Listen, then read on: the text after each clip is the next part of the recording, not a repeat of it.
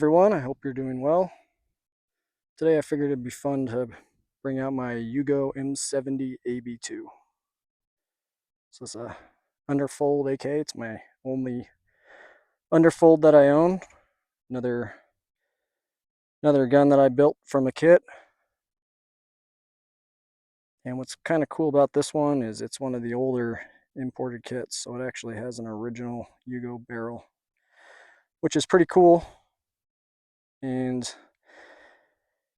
if you know anything about these guns, you might be thinking to yourself, well, that could be a bad thing, having an original Yugo barrel in there, because they didn't chrome line them. And some of the barrels can be pretty bad, especially if they weren't cared for. But luckily this one is actually pretty nice, pretty strong rifling. Everything looked good to go. It shoots good, so it's kind of cool being able to have that.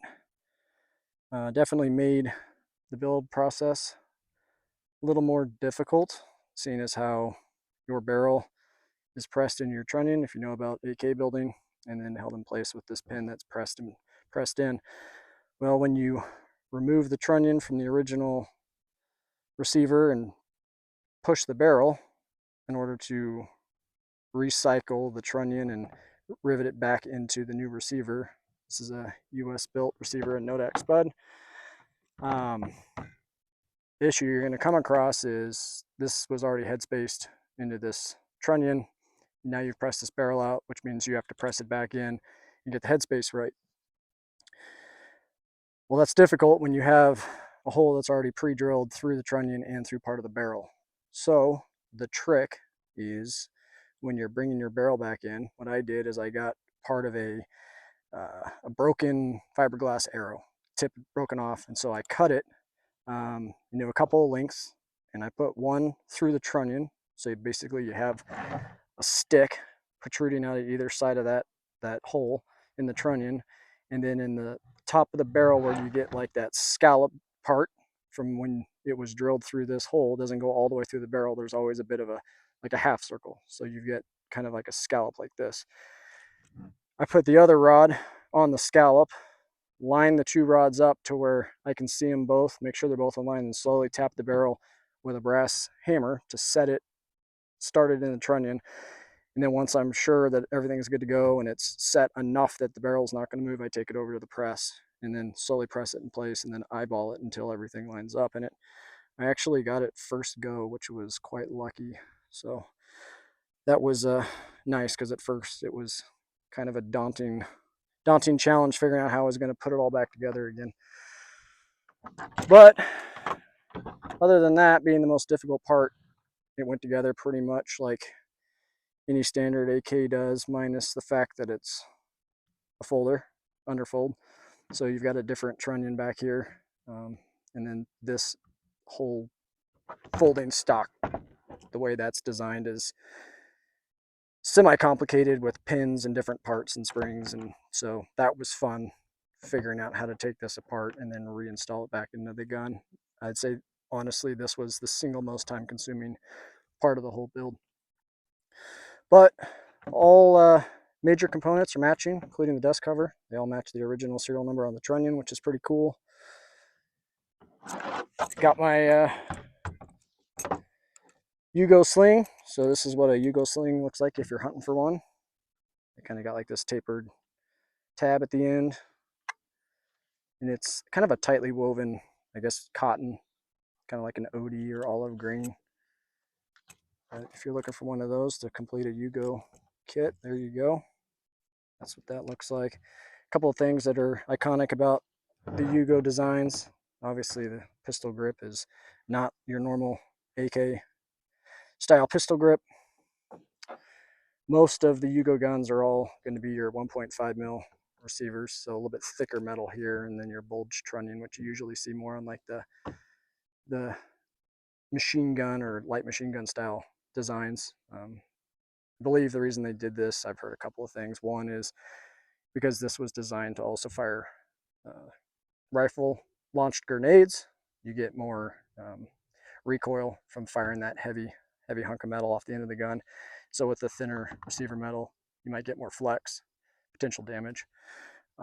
So that's one reason. The other reason I've read was potentially that there was less quality metal maybe used on the receivers, so they made up for the less quality material by going with a thicker receiver. I don't really know. It's one or the other or both, who knows. Got your flip up grenade sight here. If I can do this one-handed, which is proving to be difficult. There we go. Pretty cool. So that's your grenade sight and how you'd sight in when you're trying to fire a rifle grenade. And that also acts as your gas cutoff. A lot of you probably already know this. I'm just going through it in the event someone doesn't know or isn't aware. So this actually causes the gas in the gas block here. There's a small hole that runs down into the barrel where the gas feeds up through, causes the piston to cycle rearward. This shuts that off. That way all of your gas is devoted to launching that rifle grenade downrange. The other thing that's cool about these Yugos is they got these flip up night sights. So there's your rear. I'm not sure if this is a Teridium one or the old kind of like glow paint that charges with sunlight or flashlight. And then there's your flip up front sight. So obviously right off the bat, you look at that front sight, you can't really drift it left or right. So your windage is set. So this would be more, in my opinion, I think this is more for close range stuff. Obviously you're not going to be firing 400 yards out with these night sights on, because that's not going to hold zero. That is not going to be zeroed. If you look at the front sight, it's totally different where it's positioned inside there compared to that flip up, but still kind of cool, unique to this style of gun. And then again, the front sight blocks, slightly different design, but you still have your cleaning rod underneath, can still accept bayonet, all that good stuff. The 3 vent holes is also uniquely a Yugo thing, and that's going to be proprietary to this. You can't really switch them off into a standard AKM. They don't work. But other than that, it's pretty fun gun to shoot. I like it. I mean, obviously, this folding stock is not as nice and comfy as a wood stock would be, but I don't know. It's just all about the cool designs to me, the unique designs of the gun. I'm not really going to complain too much about it.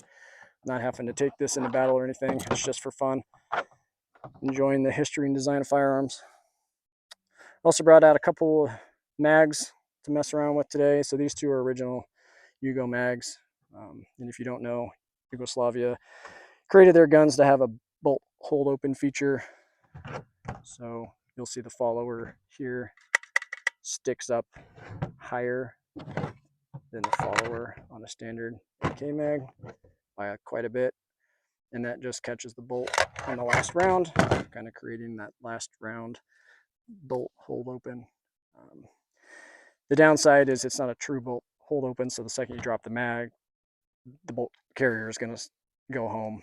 So you're still going to have to, when you put the new mag in, cycle the gun, versus like an AR, bolt stays back, put a new mag in, hit the bolt release, bolt goes home. So a little bit quicker there. You don't have to charge in between.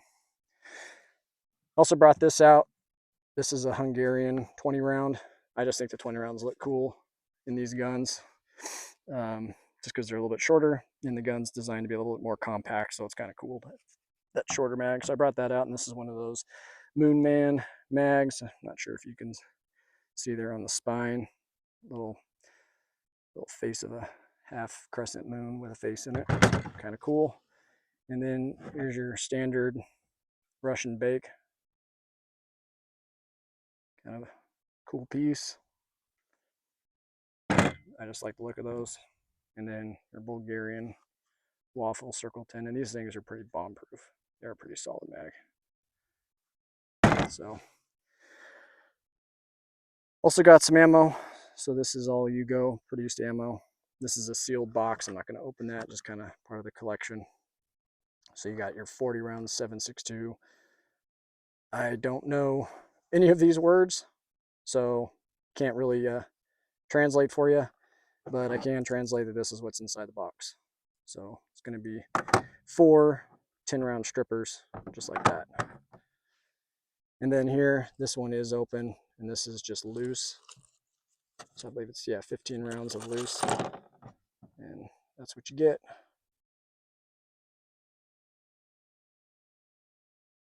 A lot of sealant on those primers, which is good. But I'm not going to be shooting any of that today. I've got some S&B and some tool ammo, just stuff I've had lying around. So that's what I'm going to shoot up for the range today. But let's get it loaded up and put some rounds down range and get the gun going.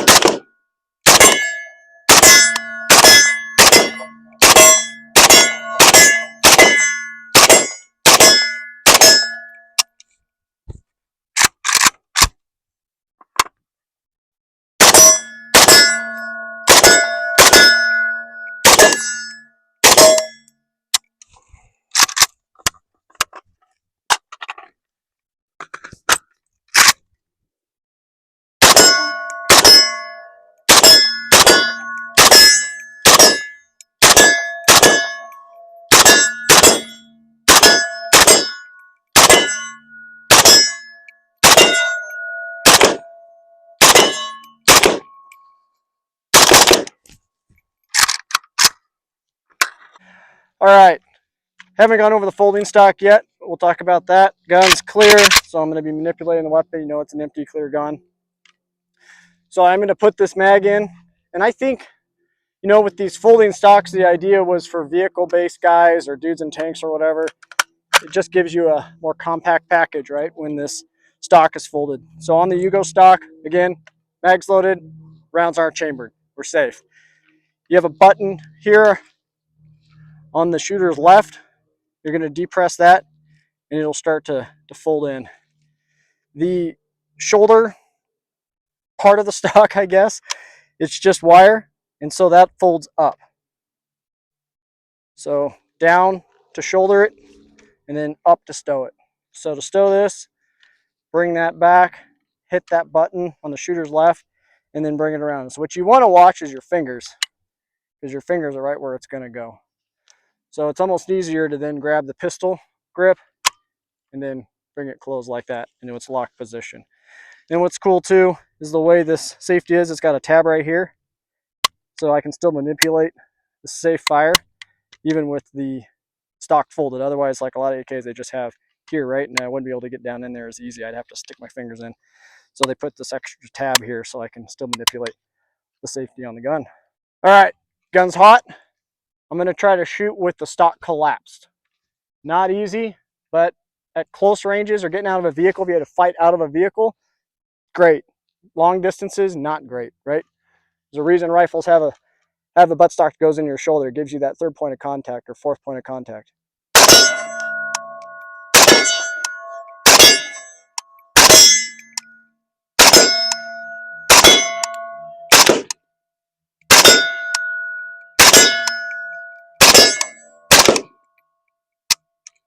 I think if you're running this in a vehicle, I would run these 20 rounders, a little bit more compact, easier to get in and out of a vehicle. In deployment, I mean, it's not super fast, but I mean, you can do it fast enough. I'm not a huge fan of this style folding stock. One that pivots, I think, is a little bit more user-friendly, a little bit faster to deploy, or like your telescopic sights or telescopic butt stocks like on an AR-15, M16. I like that style way more. I think it's super user-friendly and quick. This is a little bit slower. And I read somewhere that the Russians, when they came up with this design, might have kind of sort of copied some of the ideas that the Germans came up with on the MP40 underfolding stock. Whether that is accurate or not, I don't know, but I guess there are some similarities. But again, I'm not here to just dog this gun. When it was designed, it was, you know, state of the art for the time, right? And it was fulfilling a purpose. This is what they had. I'm enjoying it for the unique designs compared to like what we have here in the United States, M16 AR platform. I just enjoy all the different design features and in ways that problems were tackled when they designed certain guns. So would it be my first choice? No. But is it fun to shoot and fun to appreciate? Absolutely.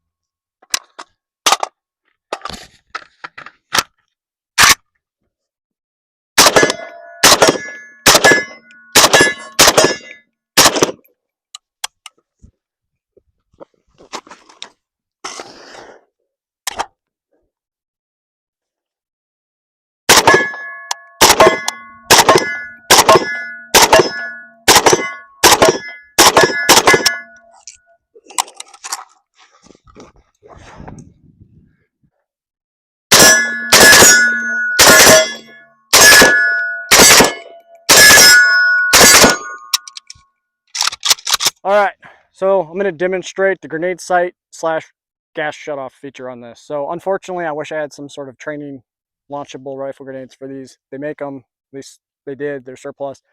I don't have any. It'd be a cool demo, but maybe someday, right? So this thing, this is your rifle sight, or correction, your grenade sight. When it flips up, it shuts off the gas flow into your gas tube, right? So this piston is not going to cycle back. So I'm going to demonstrate how that works.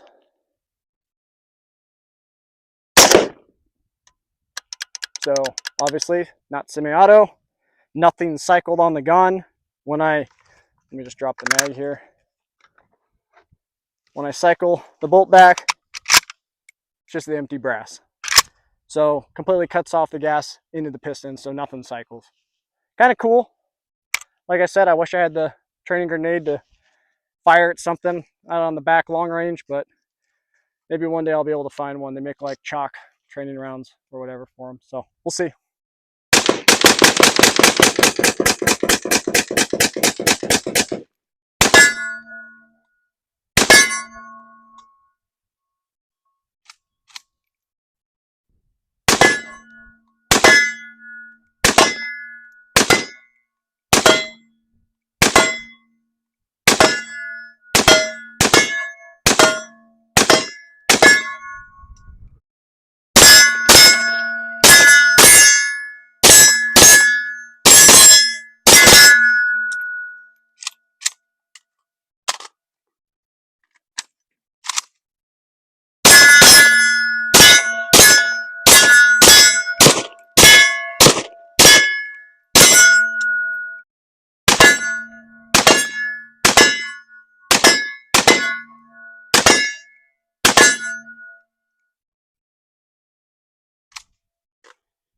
All right, everyone. It's going to be the end of the video. I hope you appreciated seeing this gun in action, running some rounds through it. Fascinating part of Eastern European history, Yugoslavian history. About 10 years of warfare from 90, I think, to around 2000, 2001, somewhere in there, when all those states were forming their own identities and countries and whatnot. It's fascinating history. I'm not going to delve into that because I'm not a historian and I don't have it all memorized. But read about it. It's interesting. That's why I like these guns. Their history. This was there. You know, a lot of these kits, when you buy them, they have trench art. They've got designs, names, things carved into them, and that kind of connects you back to the people that were carrying these to defend themselves, you know, keep themselves alive in a conflict, right? These kits are still pretty affordable as far as parts kits go, so you can still pick these up for, you know, $500 or less. Some cases go together about the same as a standard AK. So I'd encourage anyone that's interested, do it. You know, I don't think you'll be disappointed. It's not like it's a garbage gun. Sometimes you hear that. I don't know where that comes from, but if it's maintained like any weapon for the most part, it's going to work. It's going to do what it's designed to do. So again, appreciate everyone watching. People are liking the AK stuff, so I'll try to do another few more videos on AKs, but I got other interests, other firearms that I'm into. Very broad, general scope of interest, mainly older military surplus firearms. Modern stuff's cool, but this stuff actually has the history in it, so that's where I really kind of nerd out. But hopefully I'll see you on the next one. Everyone, take care. Be safe.